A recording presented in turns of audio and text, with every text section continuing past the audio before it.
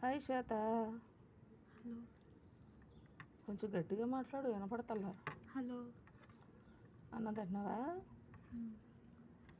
పప్పు చారు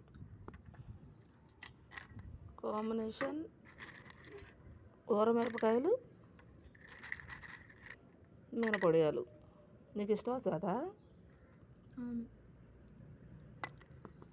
మా శ్వేతకి ఊరమిరపకాయలన్నా మినపొడియాలన్నా చాలా ఇష్టం అనమాట. తనకి నిన్న మార్కెట్కి వెళ్తే అవి చూడగానే తన కోసం తెచ్చేసాను. తన పప్పు చారులోకి అవి నెంచుకొని తింటుంది అనమాట. తినగానే మంట అని అనాలి. ఇప్పుడు రెండు కలిపి కొడుతుంది. ఎలా ఉందబ్బా? బాగానే ఉన్నాయా మార్కెట్లో కదా? నువ్వు చెయ్యి ఇలా చూపిస్తే ఏం కనపడదు. అక్కడ బాగుందని చెప్పాలి. అలా చూపిస్తే బాగున్నాయా? మంటలేవా మిరపకాయలు?